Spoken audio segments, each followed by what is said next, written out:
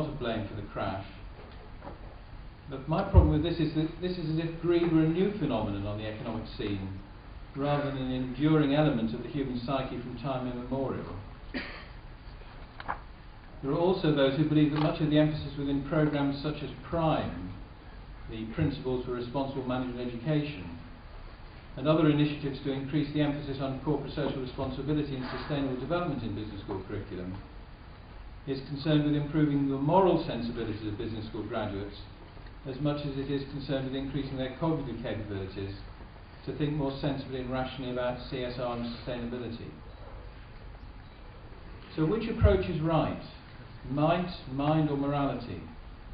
And of course the answer has to be all of them.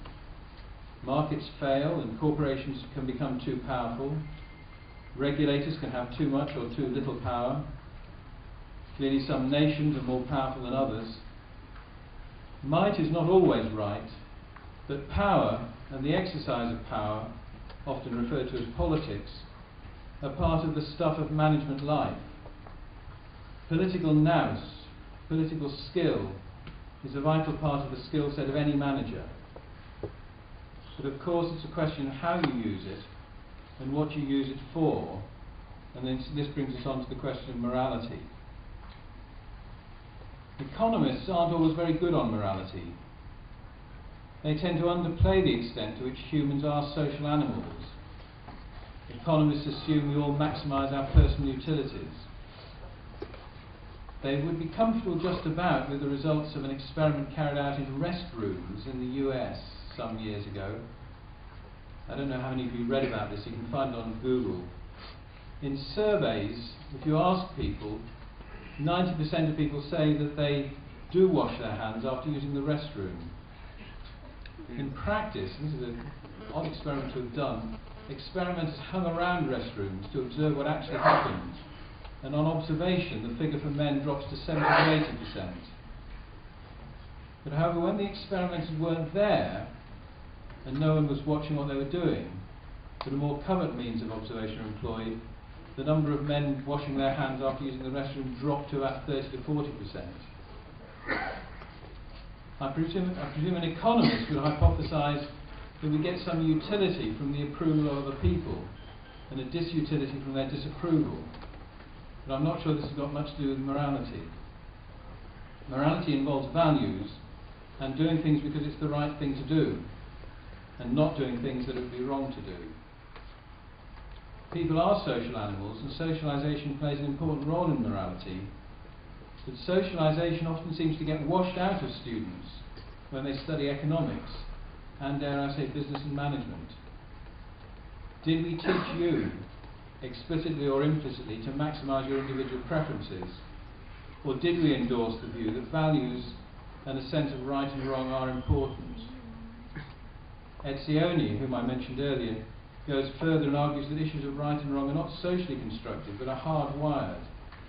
There are some things that just are right and others that just are wrong. Should bankers get such big bonuses? Should people be allowed to gamble with derivatives? Should companies have sold subprime mortgages in the way they did? Was it right? These ideas are worthy of debate and discussion, both in the halls of academia and with our colleagues in the workplace, for those who are now in employment. I've made the case for might and morality. I've argued that we all need to deal with power and politics, and we all need to deal with morality, with values and the question of what is right and wrong. What about the case for mind, for improving our cognitive capabilities about how finance works, about CSR and sustainable development? Does this case need to be made? Isn't it obvious? It is up to a point, but my own fear here is that so much of the debate about the financial crisis, and particularly about CSR and sustainability, is so concerned with how the powerful are grinding the faces of the poor, and how we have a moral responsibility to behave in particular ways, that there is little space for open and inquiring debate about these big issues. Rational inquiry can perhaps too easily be shouted down as being either special pleading on the part of powerful interests or displaying a lack of commitment to important values. On the way across here from the United Kingdom, I was reading an article on the plane in the Financial Times Weekend Supplement about the melting glaciers in Greenland. Nick Stern, the well-known economist, was quoted as saying that something major had to be done now, because the longer we waited, the more expensive would solutions be.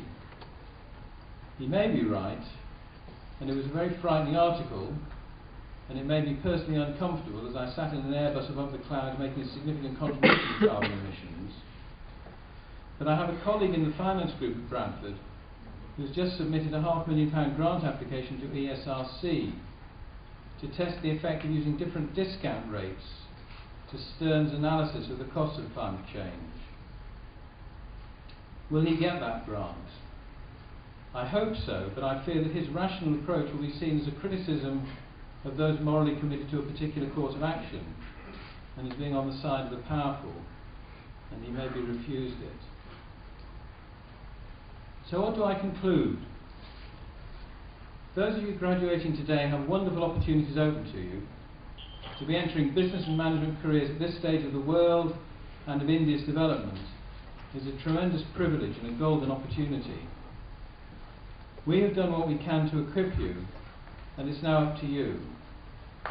My final words of advice as you go forth and as I step into retirement are to remember these 3 M's. You are entering the world of the mighty and powerful, and your political skills will be forever invaluable to you. We rely on you, we who are handing on the reins to you, we who have children and grandchildren, and your own future children and their descendants rely on you to exercise those political skills with the highest levels of morality. And at least as important as the politics and the morality, do continue to use your minds at the highest possible level to make sure you take the right technical decisions to avoid further financial and other crises, to ensure a sustainable future for us all, and to maintain a level of economic growth that continues to add to the world's health, wealth and wisdom. I wish you well. Thank you.